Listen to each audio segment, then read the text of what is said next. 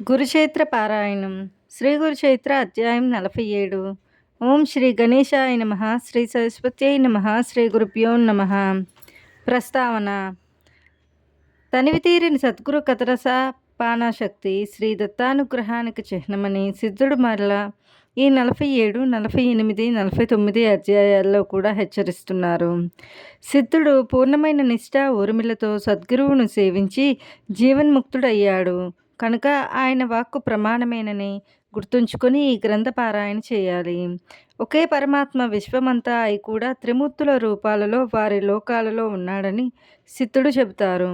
అంటే శ్రీ దత్తావతార కార్యమైన బ్రహ్మ శైవ వైష్ణవ సామరస్యాన్ని సిద్ధుడు నొక్కి చెబుతున్నారు. ఆ రూపాల్లో ఆయా లోకాల్లో ఆవిర్భవించిన పరమాత్మే భక్తులను ఉద్ధరించడానికి భూమి మీద సంచరిస్తున్నాడని చెప్పి సద్గురువులలో త్రిమూర్తుల ఐక్యం ఉన్నదని గుర్తు చేస్తున్నాడు. భగవంతుడు ప్రతి యుగంలోనూ అలా అవతరిస్తాడని చెప్పడం వల్ల ముందటి అధ్యాయాల్లో చెప్పినట్లు సద్గురు సేవకులను సమీపించవద్దని భగవంతుడు కలిపురుషునికి చెప్పినందువలన మనము అటు సద్గురువును సేవిస్తే ఈ కలిమలానికి వెళ్ళనవసరం లేదని సిద్ధుడు హెచ్చరిస్తున్నాడు. శ్రీగురుడు ఒకే సమయంలో 8 గ్రామాలలోని భక్తుల ఇండ్లకు వెళ్ళారు. ఇట్టి లీలలెన్నో షిరిడీ సాయిబాబానాథుని చరిత్రలో చూడవచ్చు. శ్రీగురుడు తనను భక్తితో సేవిస్తున్న కృపీవలునికి లక్ష్మి భక్తి కూడా స్థిరంగా ఉండేలా వరమిచ్చాడు. లక్ష్మి చంచలమని లోక ప్రసిద్ధి. మోక్షకారకులైన కళ్యాణ గుణాలే అసలైన లక్ష్మి అని మహర్షి వాక్యము. అంటే లౌకిక సుఖాలే కోరే అజ్ఞులకు కూడా సద్గురుడు అతడు కోరిన అభీష్టానికి తోడు మోక్షార్హతను కూడా ప్రసాదిస్తాడన్నమాట. అదే ఒక వంక దేవతలకు, సామాన్య సిద్ధ పురుషులకు, మరో వంక దత్తావతారులైన సద్గురువులకు భేదము. గురువు అనే క్షేత్రం సారవంతమైన కొద్దీ ఒకే భక్తి బీజం అధికంగా లభిస్తుంది. శ్రీగురుడు గంధర్వపురంలోను అమరపురంలోను నివసించడానికి అక్కడ ఎన్నో తీర్థాలు దేవతలు ఉండడమే కారణమని చెబుతాడు. కానీ తాను కారణమవడు. కానీ తీర్థాలన్నీ మహనీయుల తపో ప్రభావం వల్ల ఏర్పడతాయని ముందు చెప్పారు. పూర్వము ఒక జీవన్ముక్తుడైన శివభక్తుడి సంచారం చేత ఆ క్షేత్రం పావనమైందని స్వామి చెబుతారు. మహాత్ముల సన్నిధిలో సర్వతీర్థ క్షేత్రాలు ఉంటాయని, దేవతలు ఉంటారని గురుగీత చెబుతుంది. వాటిని అజ్ఞులు గుర్తించలేరు. ఆ జీవన్ముక్తుడు విశ్వేశ్వరుడు ప్రార్థించి ఆ తీర్థాలను వారికి చూపాడు. సామాన్యులు సద్గురు మహిమను గుర్తించి సేవించలేరు కనుక వారికి తగిన ఆలంబనం వారికి చూపాలి కదా. వాటి వలన పవిత్రులయ్యాక వారికే సత్యం గోచరమవుతుంది. ఆ జీవన్ముక్తుడు దైవం తన కన్యమైనట్లు ప్రార్థించడం. శ్రీగురుడు షిరిడీ సాయిబాబాల వలె సాధులోకానికి మార్గదర్శకం మాత్రమే. శ్రీగురుడు రత్నాదేవి జన్మాంతంలో అనుభవించవలసిన దుష్కర్మ ఫలాన్ని పోగొట్టారు.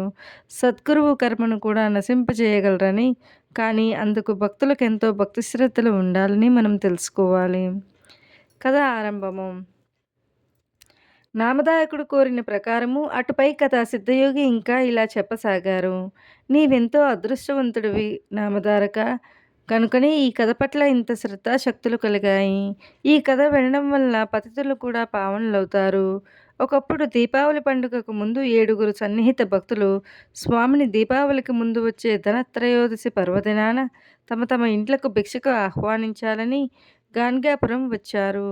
ఆ 7 ఆ చుట్టుప్రక్కలున్న 7 గ్రామాల పెద్దలు వారి ప్రార్థన విని, స్వామి, ఒకే సమయంలో మీరందరూ ఆహ్వానిస్తే మేము అదే రోజు అందరి ఇళ్లకు రావడం ఎలా సాధ్యము? అలా అని మీలో ఎవరి కోరికను మేము కాదనలేము. కనుక మీలో మీరు సంప్రదించుకుని ఒక నిశ్చయానికి వచ్చి ఎవరింటికి రమ్మంటే అక్కడకు రాగలము అన్నారు. అప్పుడు ఆ 7 స్వామి తమ ఇంటికి రావాలంటే తమ ఇంటికి రావాలని వాదించుకోసాగారు. వారు ఎంతకు ఒక నిశ్చయానికి రాలేకపోయేసరికి స్వామి నవ్వుతూ, మీరు వాదించుకోవడం ఎందుకు? మీ అందరికీ మాపై విశ్వాసం ఉన్నది కనుక ఆ విషయం మా ఇష్టానికి విడిచిపెట్టండి. ఆ రోజు మాకు తోచిన చోటుకి మేమే వస్తాము అన్నారు.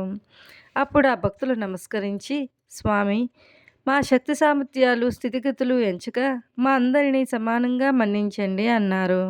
కానీ స్వామి వారిలో ఎవరింటికి రాకపోతే వారి నదిలో తూకి ప్రాణాలు విడుస్తామని శపథం చేశారు. వారిలో పేదవారు, అయ్యా, మేము పేదవాళ్ళమని మమ్ము ఉపేక్షించవద్దు. అలనాడు శ్రీకృష్ణుని రారాజైన దుర్యోధనుడు ఆహ్వానించినా అతని పదవి నెంచక తమనే నమ్ముకున్న నిరుపేద అయిన విదురుని ఇంటికే ఆ భగవంతుడు అతిథిగా వెళ్ళాడు కదా! అలానే మీరు కూడా మా ప్రార్థనను త్రోసిపుచ్చవద్దు అని ఎవరికి వారే వేడుకున్నారు. అప్పుడు స్వామి, మీరు మీ ఇళ్ళకు వెళ్ళండి. ఆనాడు మాకై మేమే రాగలము. సందేహించవద్దు అని వాగ్దానం చేశారు. ఆయన ఎవరి ఆహ్వానాన్ని మన్నిస్తారోనన్న సందేహంతో ఆ ఏడుగురు అలాగే నిలబడిపోయారు. అప్పుడు ఆయన ఒక్కొక్కరిని ప్రక్కకు పిలిచి, మేము మీ గ్రామానికే వస్తాము. కానీ ఈ మాట ఇంకెవరికీ చెప్పవద్దు అని రహస్యంగా చెప్పారు. అప్పుడు వాళ్ళు ఎవరికి వారే స్వామి తమ ఇంటికే రాగలరని తలచి ఇతరులకు ఏమీ చెప్పకుండా స్వామి వద్ద సెలవు తీసుకుని వెళ్ళిపోయారు. కానీ స్వామి ఆ పండుగ నాడు ఏ ఊరు వెళ్తారని అచ్చటి వారందరికీ తెలిసిపోయింది. గంధర్వపురవాసులు వెంటనే వారి వద్దకు వచ్చి ఆ పర్వదినాన తమను విడిచిపెట్టి ఎక్కడికి వెళ్ళవద్దని బతిమాలుకున్నారు. వారితో స్వామి, మేము ఆనాడు ఇక్కడనే ఉంటాము, ఎక్కడకు వెళ్ళము అని మాట ఇచ్చి అందరినీ ఊరడించారు. చివరకు ధనత్రయోదశి రానే వచ్చింది. ఆ రోజుకు ఆ 7 గ్రామాల పెద్దలు శ్రీగురుడు తప్పక తమ ఇంటికే రాగలరని తలచి ఎవరికి వారు ఎంతో వైభవంగా ఏర్పాట్లు చేసుకున్నారు.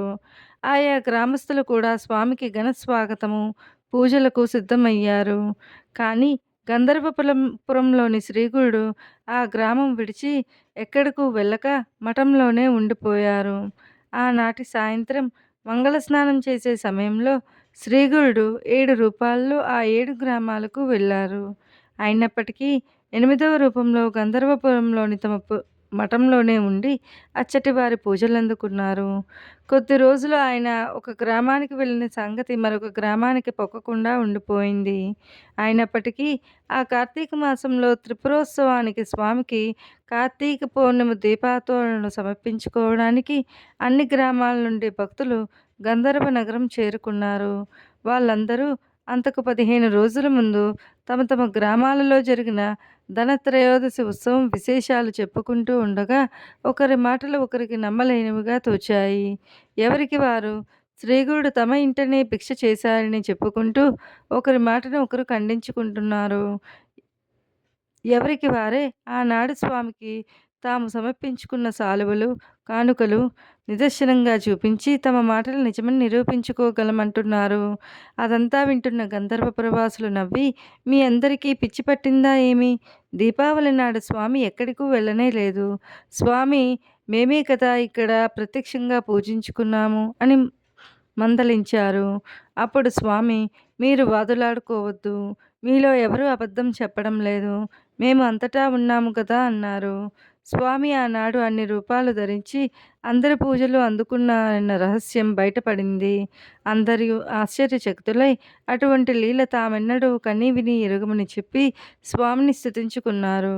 ఎంతటి కవులకు వర్ణించ సాధ్యం కాని ఆ లీల త్రిమూర్తి రూపమైన అవతార పురుషునికి మాత్రమే సాధ్యమని కీర్తించుకున్నారు. కనుక నామధారక, శ్రీగురు స్మరణకు మించిన జ్ఞానమేమున్నది? శ్రీగురుడే త్రిమూర్తి స్వరూపము. ఆయనను మించిన దైవమే లేడు. ఈ సంసార సాగరాన్ని దాటడానికి శ్రీగురు పాదసేవకు మించిన నావయే లేదు. గురుకథామృతాన్ని మించిన అమృతమే లేదయ్యా అన్నారు సిద్ధయోగి. శ్రీదత్తాయ గురవే నమః. శ్రీ శ్రీపాద శ్రీ వల్లభాయ నమః. శ్రీ నరసింహ సరస్వత్యై నమః. కురుక్షేత్ర పారాయణ అధ్యాయం 47 సమాప్తం.